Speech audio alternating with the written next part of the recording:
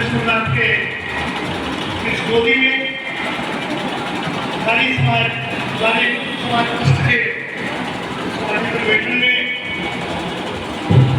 मंच को सुसज्जित कर रहे हैं और बढ़ा रहे हैं। हम सबको अपना आशीर्वाद दे रहे हैं। अंतर्राष्ट्रीय कथावाचक धर्म के गुरुदूत सदैव विवेकानंद जी कार्यक्रम के मुख्य अतिथि पंडित पीजी कॉलेज के पूर्व अध्यक्ष माननीय विक्रम पांडे जी, ब्राह्मण एकता सम्मान मंच के राष्ट्रीय अध्यक्ष दिनेश तिवारी जी, मंच पर मौजूद सभी व्यक्तियों को नमन करता हूँ और सामने सभागार में उन शख्सियत को प्रणाम करता हूँ जिन्होंने रूखे से एक ऐसे विषय पर जिसमें कोई रस नहीं है, आप इतनी देर से इस विषय पर लोगों के विचार सुन रहे हैं और मनन कर रहे हैं। आप सबको नमन करता हूँ। आज एक और बहुत विशेष दिन है। 16 जुलाई इस जंगल में बसे बाबा घुसपेश्वर नाथ के इस रूप को इतना भव्यता प्रदान करने वाले अपने भगीरथ प्रयासों से जिस शख्सियत ने दिया है परम श्रद्धेय जननायक माननीय प्रमोद तिवारी जी महाराज, हम सब इस कार्यक्रम के माध्यम से सभागार के माध्यम से माननीय प्रमोद जी को जन्मदिन की शुभकामनाएं देते हैं। तो दीर्घायु हो और इसी तरह इस क्षेत्र को विकास के धारा को आगे बढ़ाते हैं।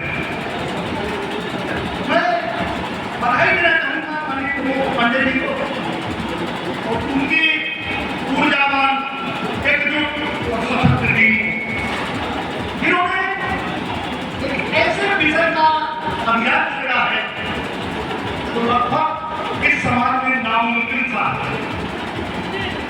हमें नामुमकिन सत्य का प्रयोग किया। इसलिए ये ऐसा छोटा सा विषय नहीं है तो चंद नौजवानों के साथ चल करके इस सामाजिक दूरी को विभक्त रूप को मिटाने का संकल्प किया जाता है। लेकिन इसी चीज को मैं टाइम और लूंगा।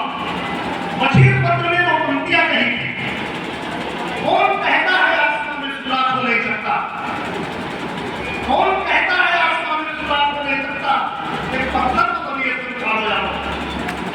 नारी मुक्त समाज के नौजवानों के लिए सबसे बड़ी चुनौती है क्या वो पूरी साहस के साथ, पूरे हिम्मत के साथ, पूरे जज्बे के साथ और पूरी ताकत के साथ क्या अपने संकल्प का पत्थर इस आसमान की समाज को उछाल सकते हैं?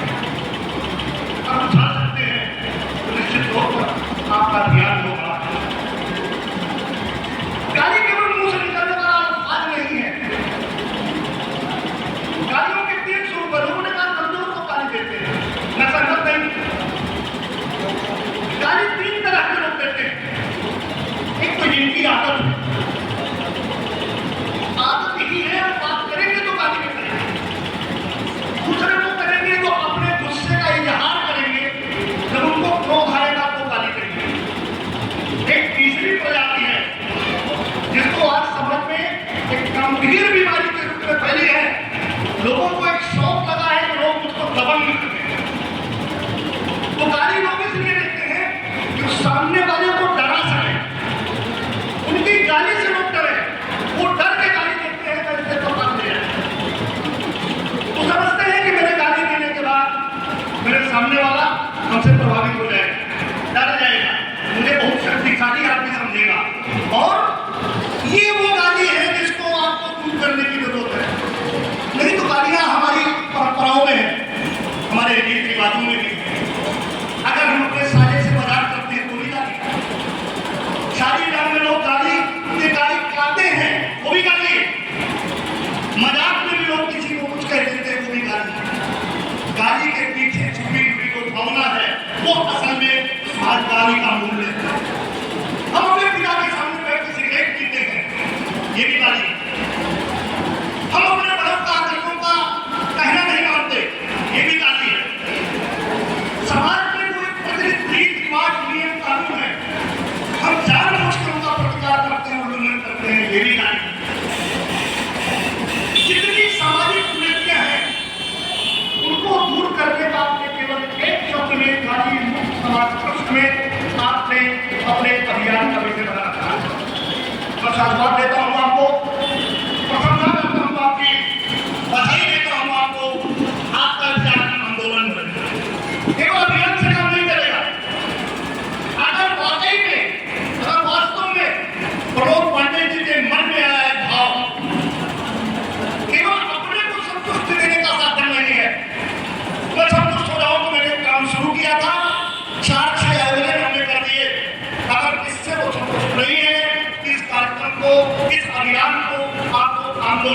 देना पड़ा।